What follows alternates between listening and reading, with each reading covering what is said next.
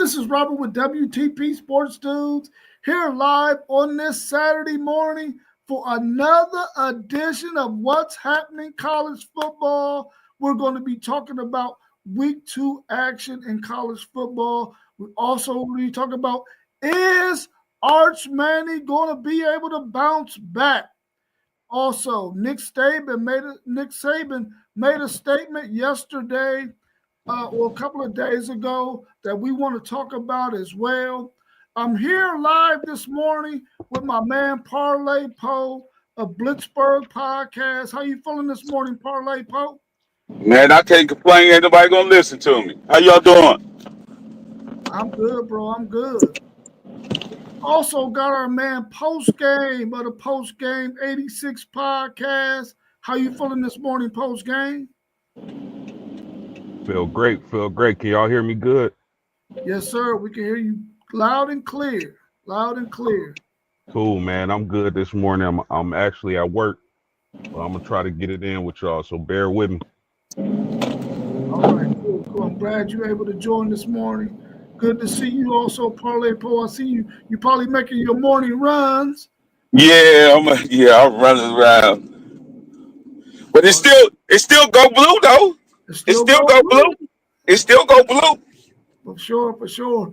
We're going to talk a little bit about that game a little bit later on in our morning session because that's probably the biggest game of the day, that Michigan and Oklahoma game. But first, I want to get y'all's thoughts on what Nick Saban apparently said either yesterday or a few days ago, where he said NIL has benefited the Big Ten to the point where more guys are going to go to the Big Ten as opposed to staying and going in their regionals to their regional schools that are in the South, like in the SEC. He was saying that it's going to benefit and make it more competitive for the Big Ten, and they'll probably become the major conference that's going to win most of the championships, I guess, in his opinion. What's your thoughts on that? Is NIL benefiting the Big Ten more than it's benefiting the SEC and other conferences? Well, I'm gonna say they got to go with. They still got to want to come too, though. You know what I mean? Like some of them Texas and Florida dudes. You know what I mean? That don't like the winter, but they still getting the money. Sometimes they ain't gonna influence them. But once they look at it about all them about having getting paid like that, then that's a big influence. So right now, Big Ten is working. So right now, I'm gonna say yeah, it's benefiting the Big Ten more. Yeah, I'm gonna have to agree with Parlay Poe. It really depends on the type of student athlete that's being recruited when it comes to the NIL and the Big Ten. But I definitely think he has a point. A lot of times you got to follow the money, but I still think the SEC. It remains to be seen if the Big Ten will overthrow the SEC and be that power conference. That it's already a power conference, but be that conference. You know what I mean? So Saban got a point there. Yeah, I think he has a point as well. I mean, you could definitely see that NIL is allowing athletes to not only consider going to where they live at or going to an SEC school or staying down south where it's a little warmer. They're looking other places. They're thinking about going to the Oregons, the Michigans, the Ohio States. Even though all of those universities was getting good players, now the field seems like it's a little bit more wide open now that NIL is in effect. But the SEC, they still got a chance to still be able to get some guys as well. I mean, if you think about it, Texas was down in the dumps a couple of years ago. Now that they got NIL, they've been able to make some serious moves and are relevant again. Now, is he saying it's probably because Alabama's not looking too good? Even though they got a good recruiting class this year, maybe it might fall off because they're not winning at the level in which they was winning when he was the coach at Alabama.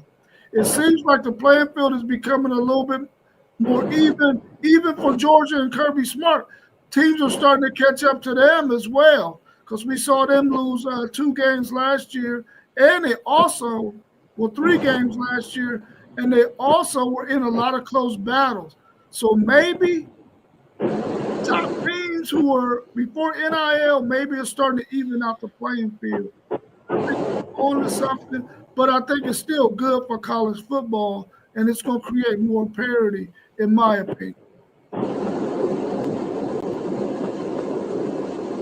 I would like to get y'all's thoughts on the NIL clearinghouse. So far, they've only, out of the 300 and some odd cases that they've looked at, they've only granted about 5% of those cases. Do you think it's because teams are just throwing things out there just to see if the clearinghouse will pass them, or do you think some of these deals are kind of are really ridiculous? I think some of these deals is really ridiculous, but they gonna tinker with that gray area, man. You know what I mean? Until somebody say something to it, it's always gonna be a gray area that they tinker with and see if they can get away with it. So that's what I think. Like some of these deals do be ridiculous, but it's a gray area, and they gonna keep doing that until somebody say they can't do it. Yeah, for sure. I think looking at it, it might be a mixture of both things that you stated, Rob, where they and like Parlay Post said, they might be trying to, figure out what they can get away with and what they can't, as NIL is still relatively new to college football. So I think it's a mixture of both. Do y'all think the NCAA should have went ahead and they're going to have to go back to court again? We already know that, just based on how things are looking right now. They're going to have to go back to court. But didn't the NCAA have a golden opportunity to sort of fix this whole thing as opposed to just granting or the judge granting teams this $2.8 million? Couldn't they have sort of put some other parameters on this NIL stuff, man, so that it can be workable for everybody? Do you think the NCAA dropped the ball again when it comes to this NIL? Big time. And it's unbelievable that somebody wasn't in that room to say this can't happen. You know what I mean? It's unbelievable. Somebody in there like, man, this can't happen. We're gonna have to start paying athletes, and they start making the solution right then and there. What if it happened, and this is what we got to do to get ahead of it? And just granting people all that chunk of change, you know what I mean? It's not helping them. You see right now, NIL is crazy. I'm talking about players is not playing because they've been promised something and not getting it. You know what I mean? So yeah, they NIL crazy. I think they could have got ahead of the chains on this one. These are facts. When I was coming up playing football, when I was a young man, I had OGs talking to me about NIL, and I didn't even know what it was, but I had OGs pull me to the side like, hey, man, and I'm talking about early 2000s, late 90s. They told me, listen, these colleges is making millions and millions of dollars off football players. And you mean to tell me we can't get $3 to $5 grand a semester? And that's all he was asking for. These players now are getting millions. So Yeah. yeah, I think the NCAA should have been on this, and they dropped the ball, and it might be their biggest downfall when it comes to college football. Yeah, let's welcome also to the show our man Mossberg of Level Up Sports 10. Mossberg, we're talking about the statement that Nick Saban made about NIL benefiting the Big Ten more than some of the other conferences, because now athletes who wanted to stay down south and play ball are now going up into the Midwest where it's a little colder at because of NIL.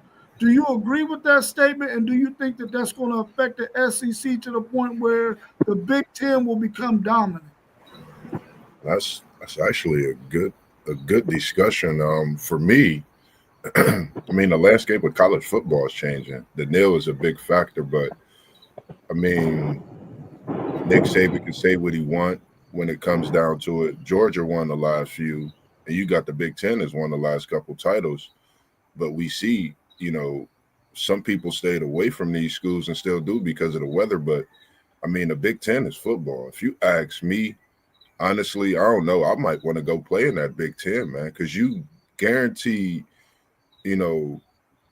constant talk. I know we talk about the Big Ten and SEC all the time, but the Big Ten is starting to be a place where you want to play. I mean, the NIL is a big factor, but I mean, Nick Saban can say what he wants. I don't know if that's a little SEC bias in some type of way, but man, these kids are choosing where they want to go to. They want to play football in the Big Ten. It's a great conference, powerful conference, and the support is big in the Big Ten, as we do see as well. Yeah. Parlay Poe mentioned a good point when he said that some of these guys who have decided to go to some of these schools or who have committed this year to some of these schools, and now these schools are not able to get their NIL deals through the clearinghouse. How are they going to be able to pay these guys? And will these guys decide, listen, I'm not going to go to work for nobody, and then you can't fulfill the contract. You can't pay me what you told me you was going to pay me. How much do you think that's going to affect schools like USC, who, for instance, got a lot of deals out there on the table, who got a huge recruiting class this year? Texas Tech. I even heard Florida's name mentioned in this thing as well. I haven't heard anything about a Notre Dame, a Texas, or Ohio State, or Florida State, or Michigan, but some of those other schools' names have been mentioned about them not possibly being able to fulfill some of their NIL deals because the clearinghouse is not approving some of this stuff. So what's your thoughts on that?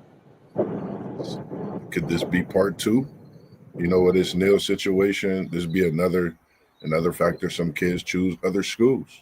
I mean, this is a big deal. You putting these kids in a situation where they making decisions that adults would make, at a young age. And when it comes to this type of money on the table, they're going to make decisions based on that bread, as we call it sometimes. And this is the way that they've made things, with this NIL, but they have to get some kind of stronghold in a way to where these kids, we got to forget that we're talking about kids. We can't forget that, and got to make it better for them in the long run, because we put a lot on them, as athletes, but in the long run, are we really doing our part, or are we making it, tougher for them in some of the decisions they make, which, goes to their loyalty and things like that. These are decisions that's affecting their life as well. So we got to think about that. I think they need to do a better job overall. It just makes me think about stuff that we do now today. We do it for the love of what we do. We love doing it. So, we're going to support them as much as we can and give them the best, advice as we can as well. But we looking for the fact of them being student athletes. They got to do a better job for these kids. Parlay Power post game. Do y'all got any thoughts on that statement that we made earlier about some of these schools offering NIL deals to guys that they may not even be able to fulfill? Yeah, that's a big promise right there. That's what I'm saying. That's the whole thing about this. If you can't promise, they said everything to get this dude in the door. Now they don't got the bread for him. They can't find the bread for him. Of course he gonna tell them I ain't gonna pay, because he probably promised his mom or somebody something. You know what I mean? Like, so some of these, like you said, some of these schools ain't gonna be here fulfill that.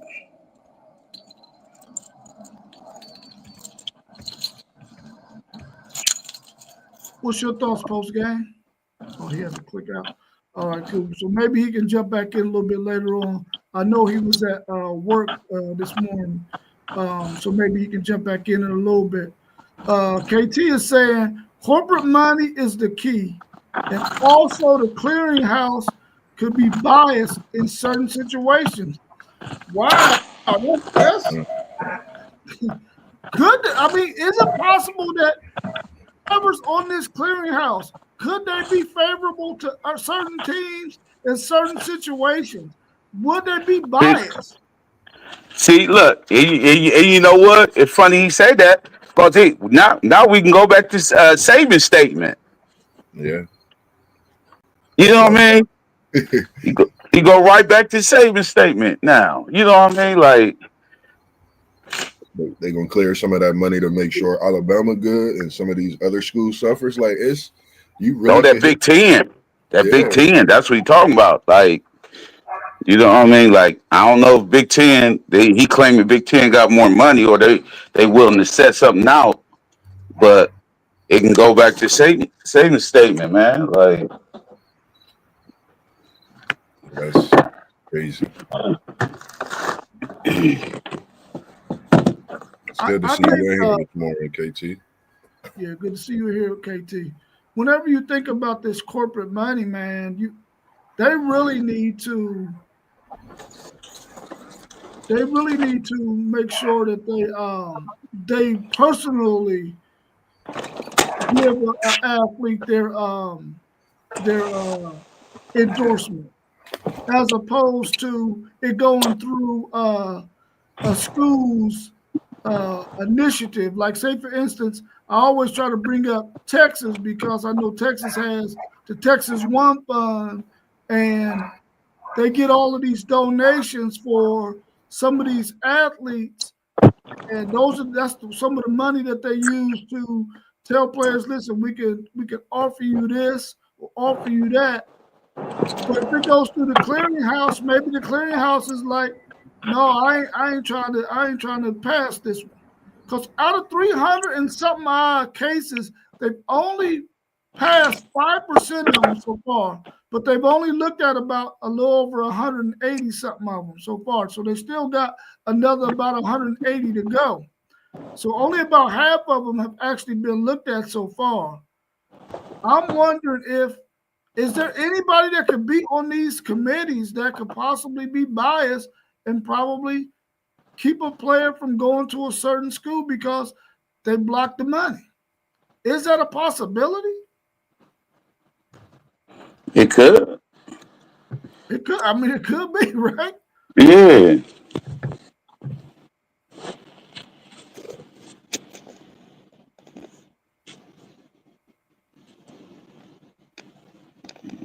I'm not sure post game is all the way back in or not. Had that airplane going on. No, he had to click back on.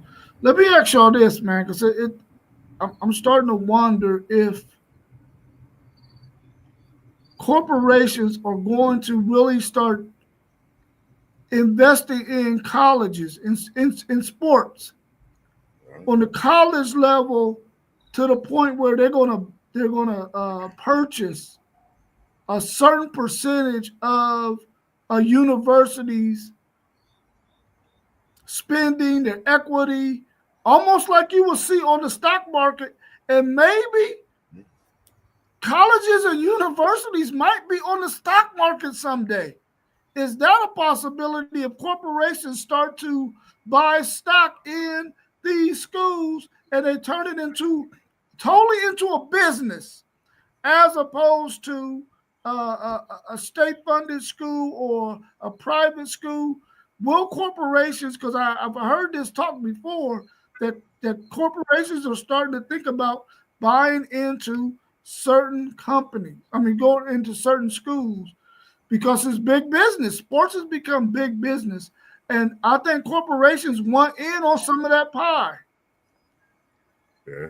Do you think some of that might happen where schools might end up even on the stock market? They said that before, though, didn't they?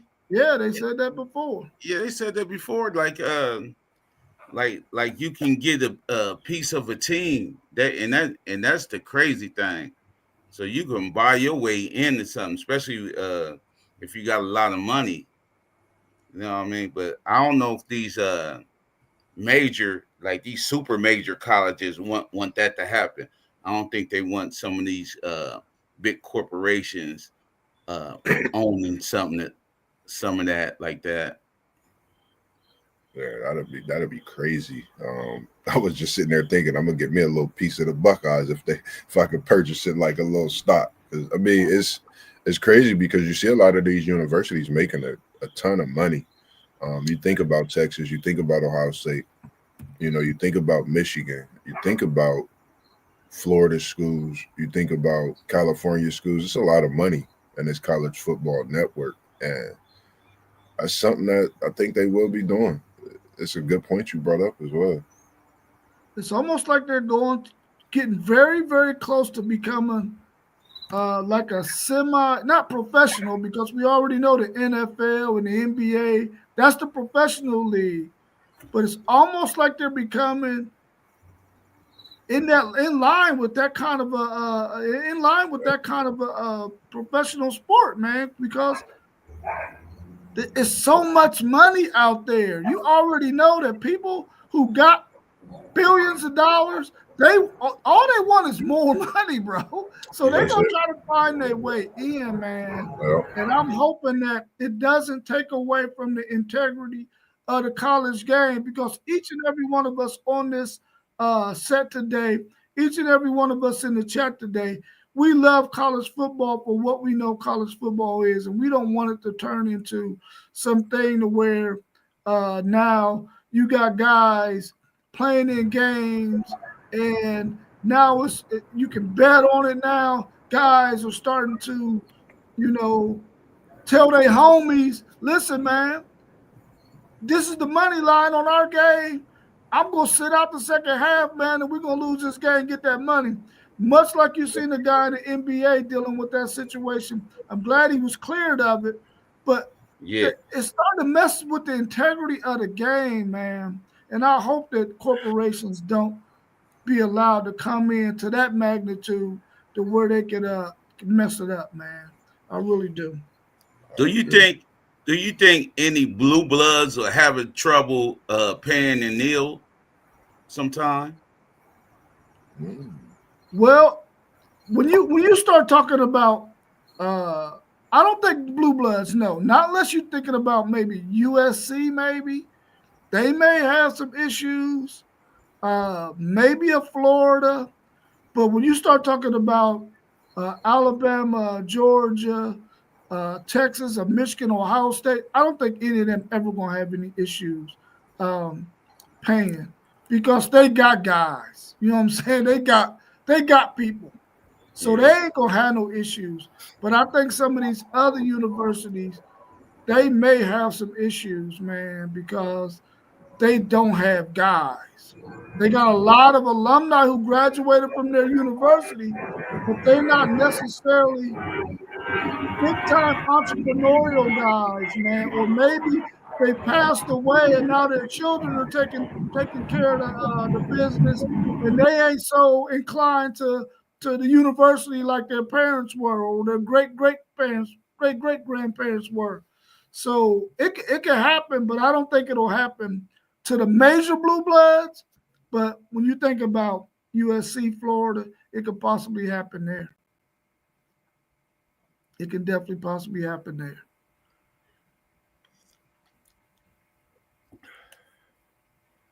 What's your thoughts on this first game coming up earlier today with number 11 Illinois favored by 2.5 at Duke, and the over and under is 49.5? Do you think that Illinois can cover that on the road at Duke? This was my sleeper game if we would have did our show. You know what I mean? Like, this was my sleeper game because I told you Manny Diaz can coach. You know what I mean? Like, and we still trying to figure out Illinois. We just going on Illinois from what we seen last year. but this Duke team, they scrappy, man. So this the game I really want to see first. You know what I mean? Like, so I'm gonna say, I hate to say it, but I'm gonna take Duke in 2.5. Parlay Pope got Duke in the 2.5. This is another big conference game for me. The Plains keep going over here and there and the dog barking, but I'm taking Duke. I'm going ACC. We had a great showing these first few weekends, you know, against other conferences. I think this will be another big win, but this time going against the Big Ten. Even though Illinois is coming in, I think Duke gets that win, 2.5 points. It's tough, especially with Duke being at home. They have a heck of a coaching staff, like Parlay Post said, and I think they're going to be up for this game. Illinois is coming in the top 15 team. I think this is what Duke want. You know, they're a year stronger, played together last year a lot, so I think they're ready for this game and can definitely win against Illinois today at home. Yeah, fellas. Can y'all hear me? Yeah, Yes, sir. I think Duke. I think this is gonna be one hell of a game. But I think Illinois will edge Duke out. And you know, y'all heard me all summer. I'm really high on this Illinois team, and I think they'll be major players in the Big Ten this season. So I'll take Illinois, and I'm taking the points. Man, this is a really, really good contest for Illinois, for us to really see who and what they are. It's on the road, and they only favored by 2.5, and they're the 11th ranked team in the country. yeah. And they're only favored by 2.5, which lets us know that Duke got something over there. Otherwise, this margin would be much larger than what it is. I think this is going to be a really good test for Illinois. They got a lot of returning players coming back. Man, this is a hard one to really pick, but I'm going to go with Illinois. I'm thinking that they can at least win by a field goal and cover that 2.5. So I'm going to go with Illinois, and I'm taking the points for Illinois. I think they can cover that 2.5. Yeah, real quick, guys. Illinois has to be physical and be able to run the football, and that's how they can get the job done. They don't want to make the game a shootout. They want to be physical, control the clock, and I think they can edge out Duke. Yeah. JT is saying Diaz is a defensive guru, and he is. It's going to come down to the trenches for Duke. Can they handle it? Will they be able to handle Illinois in the trenches? That's a good question.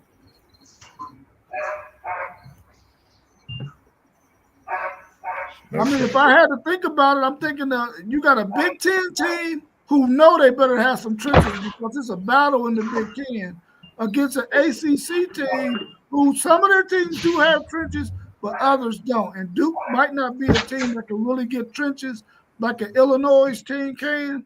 So I'm gonna lean towards the trench battle being won by Illinois. Yeah, I'm gonna go with the Illini too, with the trenches, because they seen this kind of play before. Like you said, the Big Ten trenches. You know, man, you got to have them big uglies up front.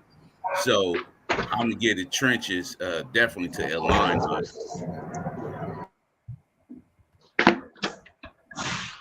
I think that's next is What's your thoughts on Baylor at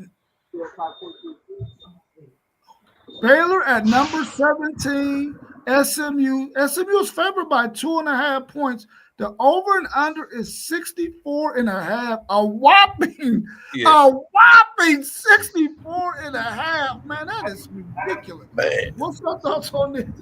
So they think this thing gonna be slanging around the field. Robertson for Baylor, he threw for all them yards. Well, he threw for 3,000 last year, but I ain't like his performances last week. And then got the young boy from SMU, Jenny. You know what I mean? He a young boy, so he got the arm too, but his legs is nice too. So right now, I'm gonna go with SMU in that 64. I'm gonna go a little under that until I know. You know what I mean? Like, I'm Yeah, going that 64 and a half is crazy. Like, looking at all the games, that 64 and a half is outnumbered on the over and under by massive games by like 10 points almost every other game. I agree with you with this Baylor team. Great things out of the quarterback. I know post game speaks highly on this quarterback, if I'm not mistaken, Roberson. But for me, SMU, I've seen that run game from, I believe, Chris Johnson Jr. I was just looking at some highlights yesterday, and having Jennings, like you said, that wow factor. You know, them legs, they can move. So I'm going SMU. I'm staying in the ACC again, and you got to look. The ACC is in some great games to start these first few weeks. They're going against the Big Ten, as we said before, in the Duke, Illinois. Now I'm going against the Big 12. Started off against the SEC and a few other conferences. So I'm going to stay home, and I'm going to go with SMU on this one. ACC. Wow, fellas.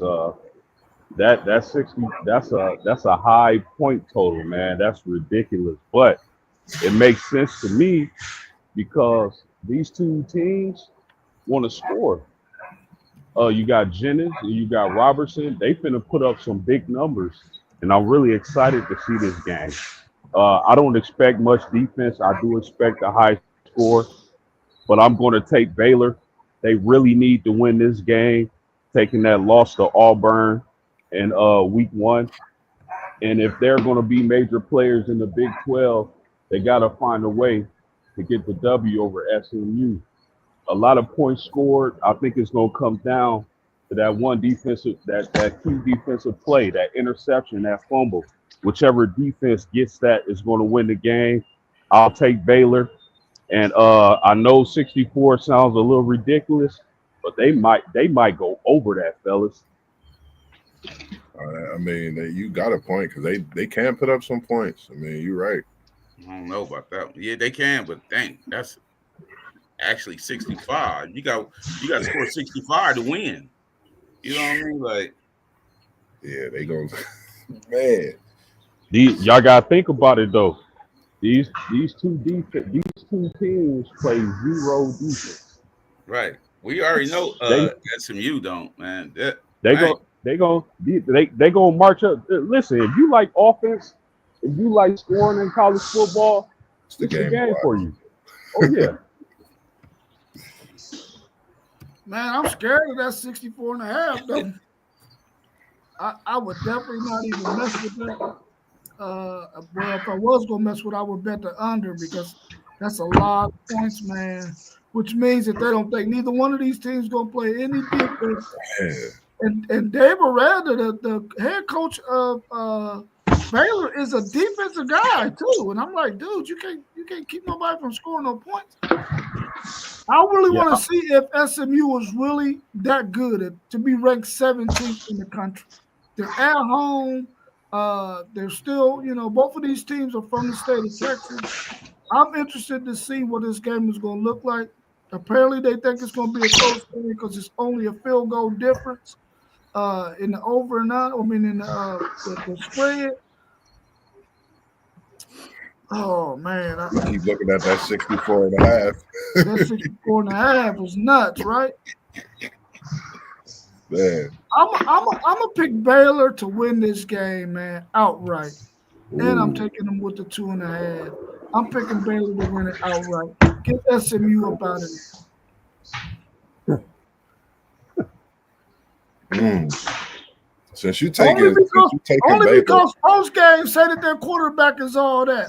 Since you taking Baylor, this is what I'm gonna do, Parlay Po. I'm gonna take SMU and I'm gonna take that 64 and a half. I'm gonna take the over today, just because I think when he said Baylor gonna get the win at SMU. Moss taking the over. I'm gonna take the over, and I got Baylor. Oh. And I got SMU. This could Hey, I separate wouldn't us be. and put us I this week. y'all know I'm heavy on Robertson and Baylor, but listen, I wouldn't be surprised if Jennings got the job done today. Mhm. Yeah, Yeah, I can Jennings, I see that mean, too. that running factor too. I wonder if Baylor's defense, like you said, the guru, I wonder if he's gonna step up and actually get some stops today at SMU. That's a good question too. I mean, it's game two. I'm quite sure they done made some adjustments from game one, the way Auburn pitted on them. I don't know if SMU can run the football like an Auburn. Are they as physical as an Auburn? So I'm thinking Baylor has had a really good test in that first game. They got some things that they can adjust to now because they got beat up on. So I'm thinking that Baylor might have a better opportunity because they have more to adjust, and they can probably make those adjustments because they got a really good quarterback who I think can make some plays for them. That's why I'm going with Baylor in this one. You must ain't see Junior's highlights last week. He ain't seen Who them that? yet. Don't say nothing. Don't say The dude for SMU? Yeah, nothing. you ain't Nah, I seen didn't Junior's see. highlights. I Yeah, didn't see his Junior. highlights. Oh my That's God, is, he's is slick. that his is He's that his slick, son? man. Is that the He's quarterback? no, Nah, he's the the running back. The running back. Oh, okay. Is Okay. Yeah, that he's slick. He's that slick. Johnson Senior? Is that Johnson's son? You gotta be. You had him in Tennessee. It's another Yeah. one out there, and it's his son, by the way. I do believe so. That cutback was something special I see in the highlight room. Yeah, KT said that their SMU's head coach is an offensive genius too. Yeah, they got some formations there for sure. You're welcome. Yeah. Let's look at this next game on the slate, man. The Battle of Iowa. We got Iowa, and they got their plus 3.5 at Iowa State. Iowa State's favored in this game by 3.5, and the over and under is 43.5. Last year, the game was a low-scoring game. Two good defensive teams. Do you think they can surpass that 43.5? And who do you think wins this? And who you got? I don't think Iowa State want to be little brother no more. Cross state rivals, you know what I mean? Like, and then that Iowa State's quarterback Rocco, man, he showing me something with them tall big receivers. Yeah. So I'm gonna take Iowa State, and I'm gonna say that 43.5 is kind of high in this game too. I'm gonna say the under. I'm gonna say the under 43.5. But I'm taking Iowa State. So that they know something that we don't know, and I'd say that's on Iowa State's behalf because earlier I had there my little write up. It was at 41.5, so it went up 2 points. So I'm going with Iowa State as well, and I think, like you said, I think they might separate just for a few years after this win this week. Rocco is a different beast as we've seen these first couple of weeks so far in this college football season as well. So, having him there is just a different element, I think, that's presented for Iowa State now, which keep them high up in these rankings these past few years. And along with that physical play that they have, they will hit you in the mouth. I think we're going to see a lot of that today. They at home. Of course, it's a rivalry. And you mentioned them long receivers. I think he's going to catch one on a deep ball today. I don't know what it is. He might catch one on a deep ball, but like you said, I'm going to take the under. Nice defensive battle. Iowa don't got enough to get them points. Interesting, fellas. I'm gonna take the under in this game also. Iowa State, I didn't think was gonna be as physical as they showed against Baylor or against Kansas State, excuse me. I like that big nose tackle they got in the middle. Rocco showed me something last week, and I'm not gonna bet against them this week. I think they make one more play than Iowa in a low-scoring game. They'll be able to match Iowa's physicality in the trenches, I believe, and I think Iowa State gets this game. Yeah, I'm going with Iowa State as well. I know that Iowa's going to play some really good defense, but it's in Ames, Iowa. I think that they're going to get the crowd into it. I think they're going to win this game. And it's kind of hard to bet against Rocco Beck when you don't have a high-powered offense that he's facing, because they're not facing a Iowa team. Well, somebody said they're going to better throw the ball this year. I don't know. It's yet to be seen. So if they can't throw the ball better than they have the last couple of years, man, they're going to get beat in this game. So I'm taking Iowa State. I don't know if they're going to cover that 3.5 though. So I'm taking Iowa State to win it, but I'm taking Iowa with the points because I think it's only going to be a 3-point victory. In fact, it might be a last-second field goal by Iowa State to win. So it's Kirk Ferentz. Is he wearing out his welcome? He been there since what, 98, 99, but they just went to the Big Ten championship a couple of years back, but he ain't been doing nothing lately. You know what I mean?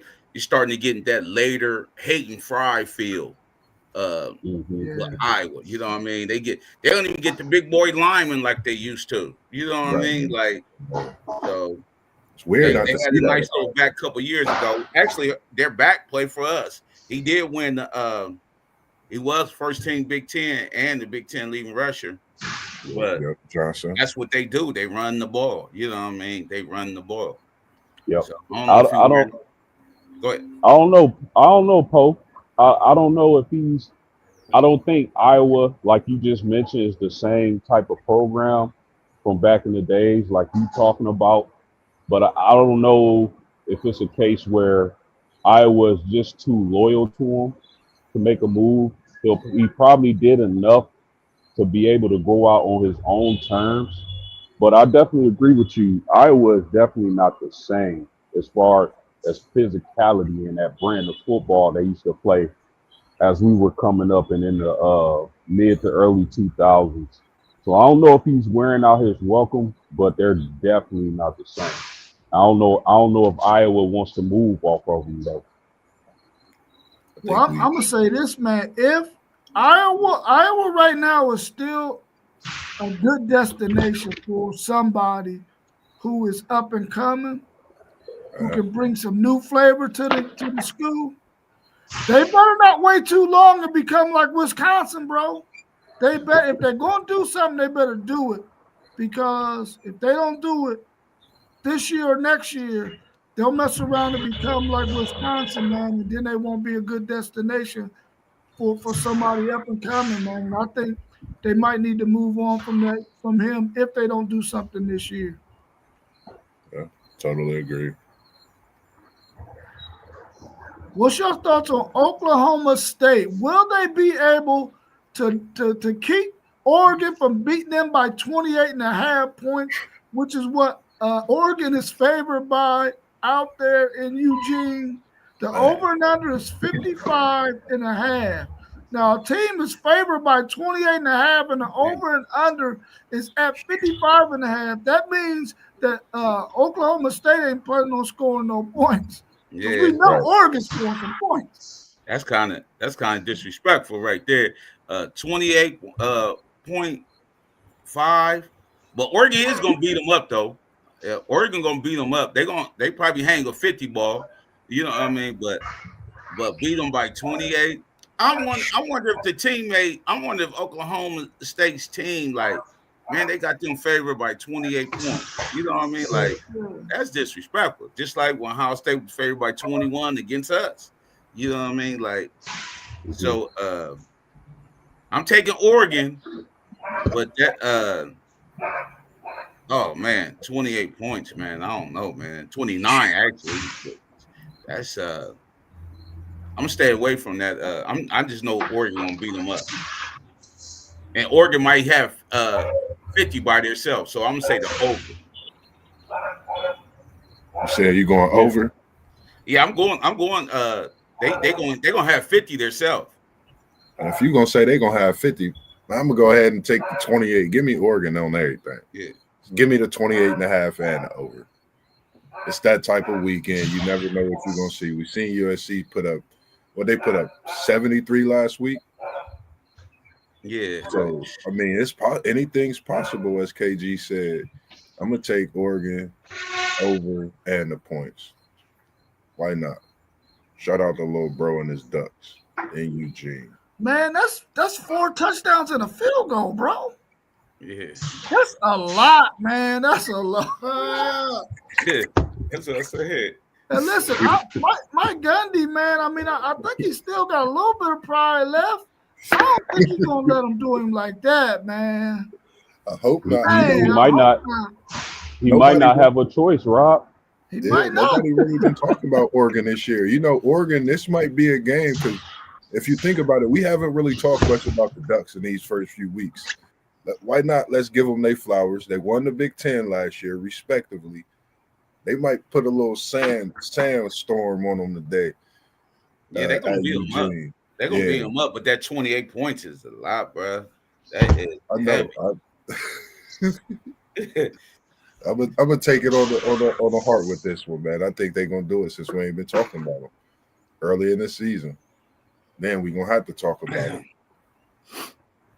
Well, you know, fellas, I mean, we've been talking about Dante Moore here and there in the offseason.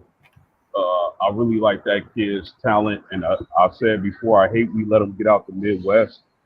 But Oregon has a slew of running backs. Like they got depth at running back. Yeah, they do. That man, is it Lamar, the second or third string running back? Cold. Yeah. Well, cold. So yeah, I don't think Oregon stands a chance today. I think they get, blew out, and that it is what it is. Who they got replacing Evan Stewart at that other wide receiver position? I don't know. I know they had some little fast white boy that was playing in that slot. I don't know if he hurt or he don't play no more. Let me see. They still got the one I played last year. I forget. He was behind Ted Johnson in receiving yards. They still got one of their receivers, I believe, from last year. But like you said, post game, that running back is special. He fast, and they are loaded at running back position. They got quite a few running backs, and I think that first week, both of their running backs broke runs too in that win. So yeah, they said some dude named Moore. Yeah, DeCorian Moore is the freshman. I know he's gonna be out there. Yeah, and then they got Cooper Perry.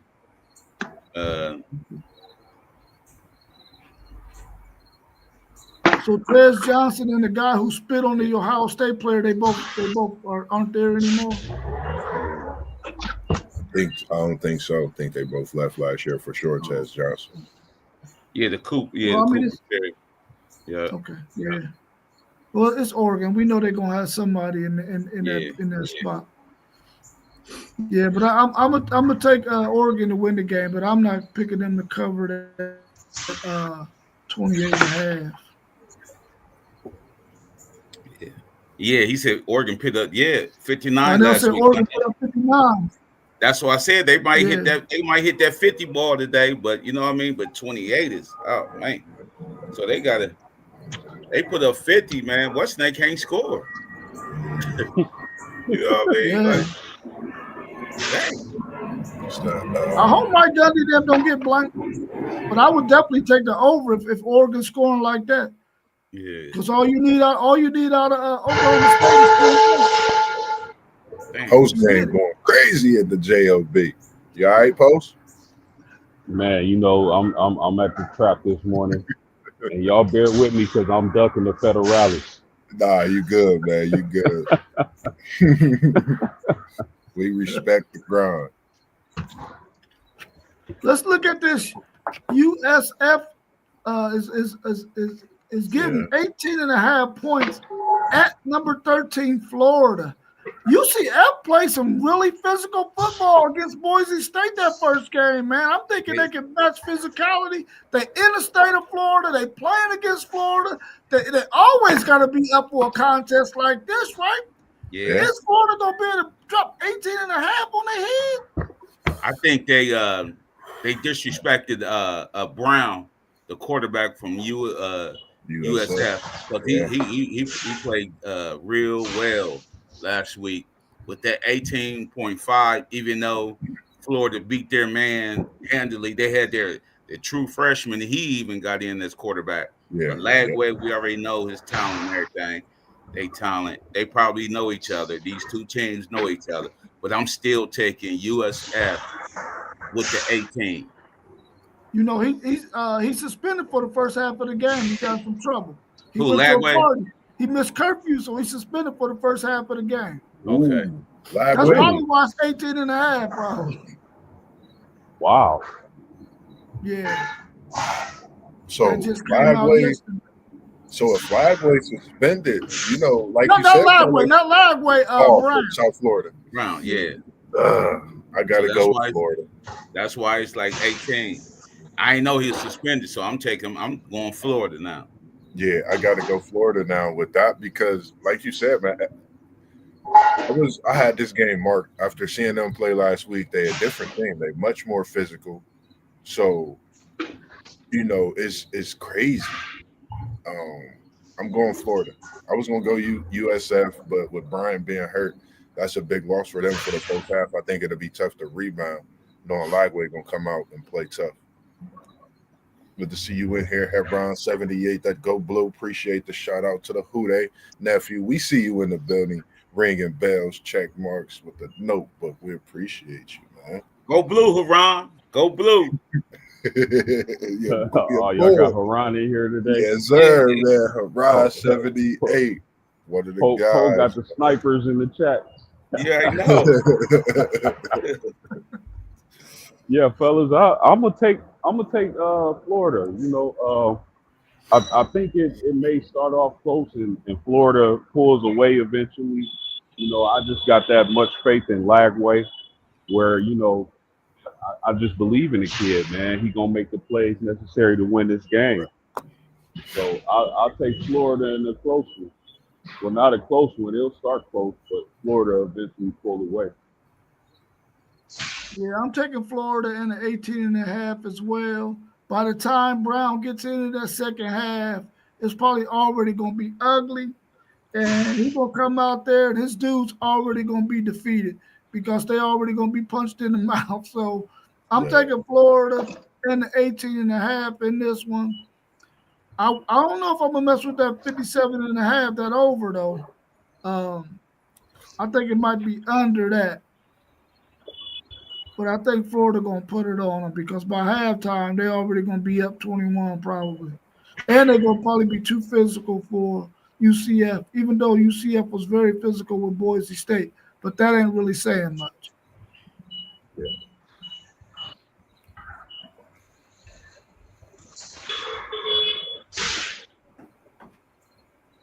Yeah, your Buckeye dude, he didn't come on this morning. What do you say? He said, "Where my Buckeye buddy at?" He talking about Zay.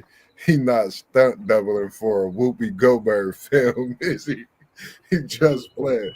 Haran 78, we gotta bring you in. We appreciate you, man. We be even in the chat sometimes talking about you, man. Keep it coming. We appreciate that Go Blue in you, boss.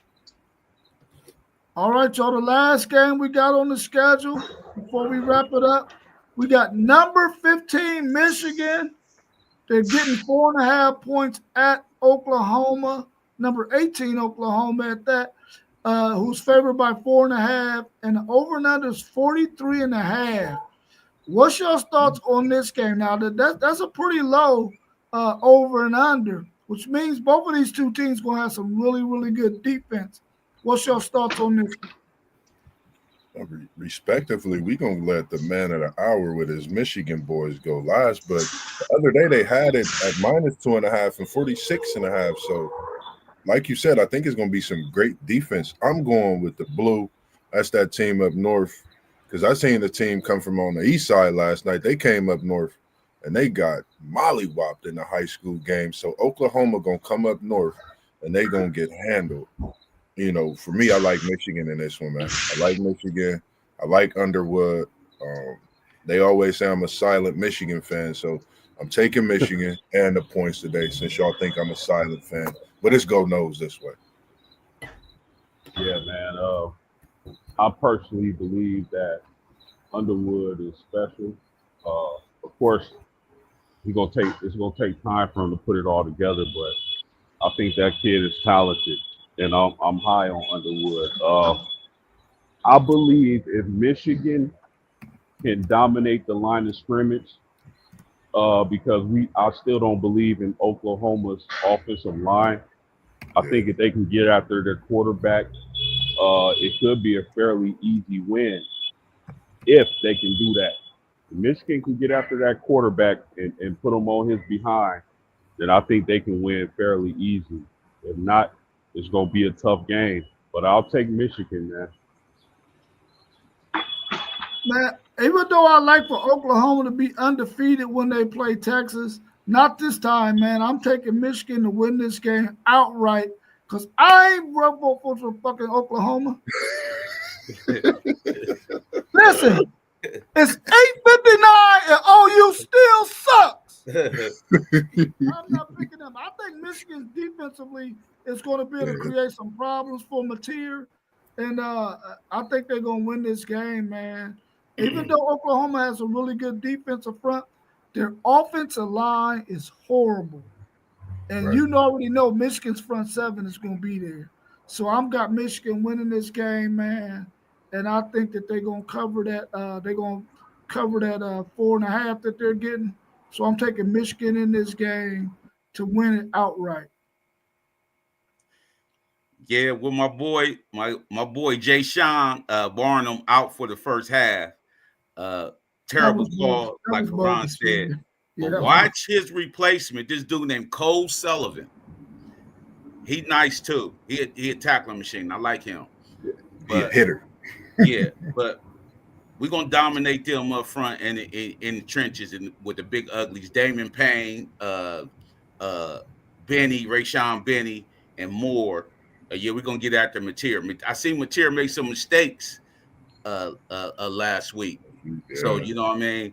I expect our secondary to be on tool with that, and then when we up front, it's gonna be tough sledding. But we got to run the ball, and the young boy have to make the throws easy.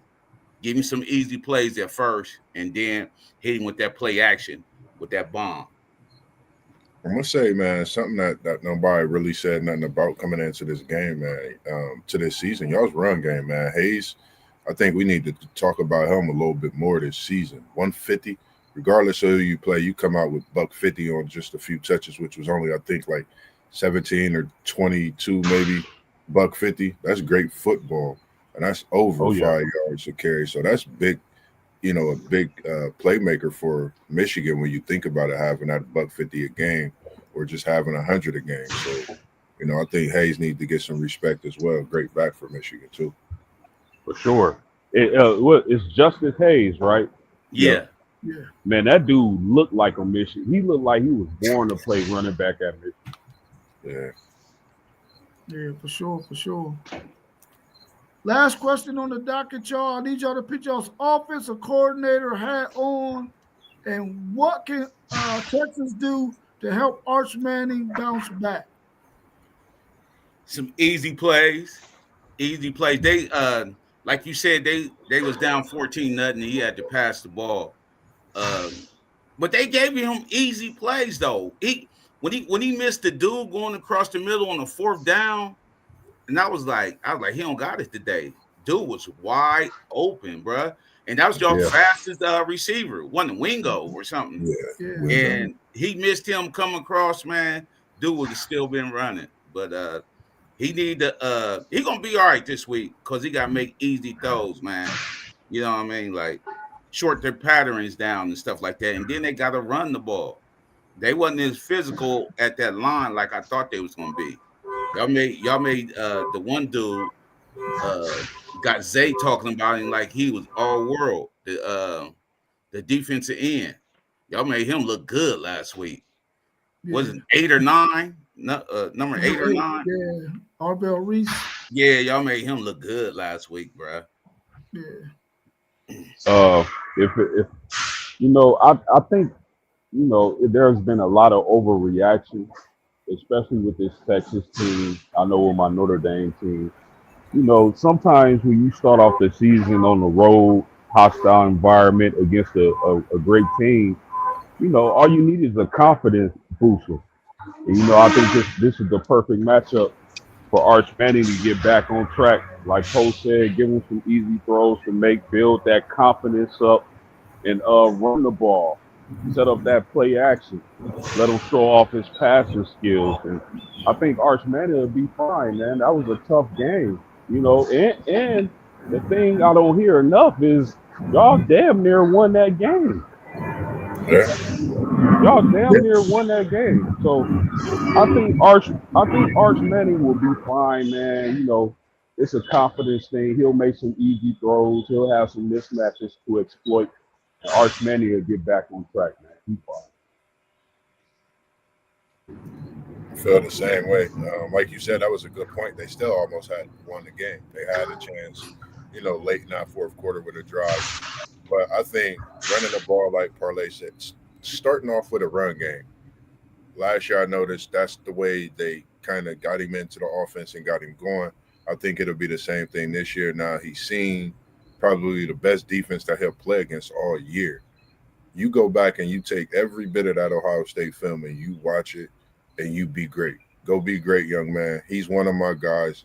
I know we've had our talks about him, but I think he definitely has a bounce back season after that loss to the Buckeyes. And it's just a game you can go back, and you can learn so much from.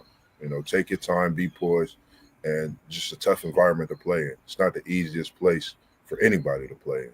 First start, college football, that's a big deal, especially on the road. So I think he'll be good. Yeah, I think that they need to get him a couple of easy throws. One thing that they did for Quinn Ewers every game last year was they gave him either a screen or a real quick comeback route or something real nice and easy to get him going, man, to get his confidence up. Donnell made a good point that he don't necessarily, he can't throw across his body the way he need to because he don't put his feet in the right direction. You got to have your feet pointed to your target. And he got to get better at that, and he got to read the defense better, like KT said. I don't know that San Jose State's going to give him much of a contest. I hope they play zone as opposed to man-to-man. If they play zone, then that gives him more looks that he have to read the defense a little bit more. If they play man-to-man, then they're going to get outmatched. But I think getting some quick early throws, a screen or two, nice little comeback routes, something like that where all he got to do is set his feet and throw a quick just first guy, you know what I'm saying? A quick read. You ain't got to read the whole defense early in the game, though. Now, later on in the game, we want him to be able to do all of that. But I think they got to get him some quick throws where he automatically know, this first guy going to be open by the way we set things up. Run some target to motion so that way we can see what kind of defense they're playing and give him some nice, easy throws just to get his confidence up for sure. Let me say this too, real quick, Rob. I had an OG that once told me, one of my mentors, Carlos Diggins, rest in peace, and he played college basketball at K-State with Mitch Richmond, and he was first team all defense, so he know what he's talking about, right? He told me in college, it's hard to go on anybody's home turf and get a victory. So I think your Longhorns will be fine, Rob. Yeah, I think so too. I mean, the defense traveled. That defense traveled. So long as that defense traveled and the run game was good enough, we just made too many mistakes in that game. And we didn't force Ohio State to do anything more than what they needed to do to win it. But I think we're going to be okay as well. I agree. All right, y'all. Well, I appreciate y'all making it this morning, man. We had a really good show. Thanks, everybody, for being in the chat, helping us out. Make sure you hit that like button. We should have at least 6 thumbs ups out there, man. So hit that like button, share our video, subscribe if you haven't subscribed already, and share our videos with your friends and family. We're really trying to bring you as much content as possible. We're trying to get to the point where we're going 7 days a week. Somebody on this channel, or all of our channels are going to be going at least 7 days a week. That's what we're trying to get to. But you got to help us by subscribing, sharing our videos, so we can make as much content as possible. I appreciate y'all this morning, man. Y'all have a good one. Hope everybody's team has success this week. Yes, I'll sir. holler at y'all soon. Peace and go blue. Yes, sir. Go no.